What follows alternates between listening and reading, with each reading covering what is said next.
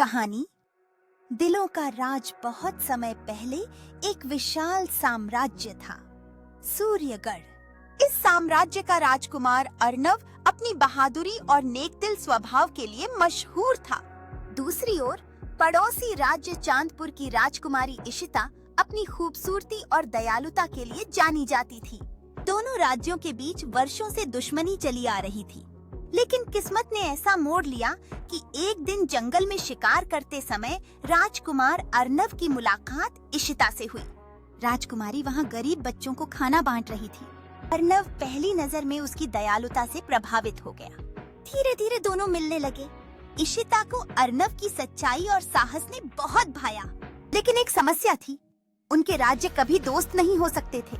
अगर उनकी मोहब्बत का पता चलता तो युद्ध होना तय था। एक दिन दोनों राज्यों के बीच सच में लड़ाई छिड़ गई। दोनों को अपने अपने राज्य के लिए लड़ना पड़ा। उनकी सच्चाई और साहस ने सबको प्रभावित किया। युद्ध के मैदान में जब अर्नव और इशिता आमने सामने आए तो उन्होंने तलवारें उठाने की बजाय सबके सामने सच कह दिया। हमारे दिल साथ हैं तो हमारे राज्य भी साथ रह सकते हैं। दोनों राज्यों की उनकी सच्चाई और साहस ने सबको प्रभावित किया। दोनों राज्यों के लोग समझ गए कि असली जीत तलवार से नहीं बल्कि प्यार और भरोसे से होती है। आखिरकार सूर्यगढ़ और चांदपुर ने अपनी दुश्मनी खत्म की और दोनों राजकुमार राजकुमारी की शादी धूमधाम से हुई। उनका प्यार शांति और नई शुरुआत का प्रतीक बन गया। राजकुमार और राजकुमारी ने अपने विवाह के दिन सभी को एकजुट होते देखा।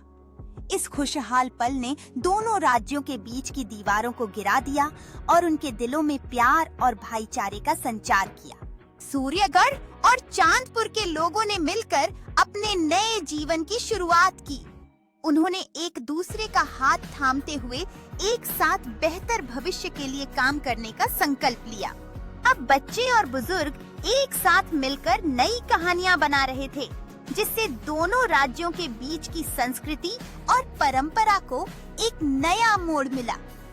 उनके सहयोग और एकजुटता ने सभी के दिलों में एक नई आशा जगा दी।